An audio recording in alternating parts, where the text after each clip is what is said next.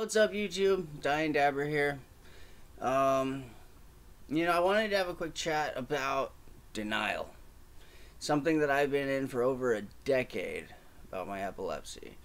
And as I talk to more people that have epilepsy, I'm learning it's not uncommon. I had one person comment they were in denial over a year for it, and I'm talking over a decade, from when I was at a school dance in junior high and had like a drop seizure where I didn't really shake and convulse, but it dropped me.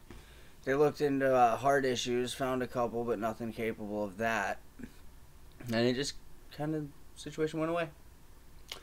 And then, I get a little older and I start experimenting with drugs and stuff. And, you eat a bunch of mushrooms and have a seizure one night and you're like, hey, I won't do any more mushrooms. It'll never happen again.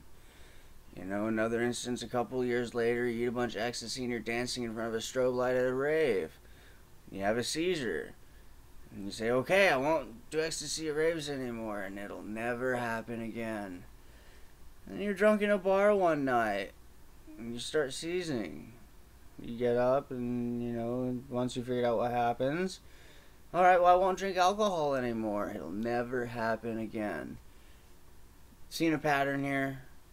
All the things that could make an epileptic weakened and susceptible to a seizure, I was doing at different times.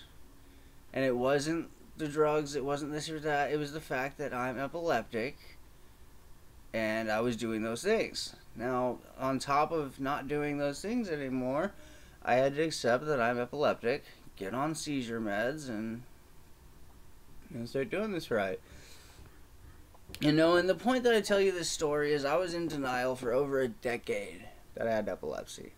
My brother Steven has epilepsy, and due to chromosomal disorders and mental retardation, he's not as verbal as I am. So I don't get to talk to him about these things because, not to sound mean, but honestly, he doesn't know the difference between if he's not seizing and if he is seizing. He wouldn't know. He can't tell me anything. But I watched, so we don't get to communicate, so I talk to other people with epilepsy. But I watched my brother have a grand mal years ago. I was like 9 years old, and he was practically doing backflips from how hard he was seizing. And I never wanted to admit something like that could happen to me. Watching my, dear brother go through it.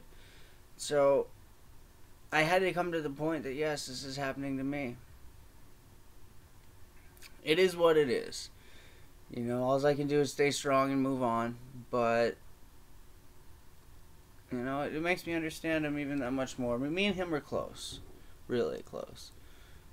And even though we're a pain in each other's ass, that's we're brothers, man, But, yeah, I don't like even giving advice or anything, but just because you have a disorder, an ailment, an illness, whatever, you are not an epileptic named, or I'm not an epileptic named Neil. I'm Neil who happens to have epilepsy.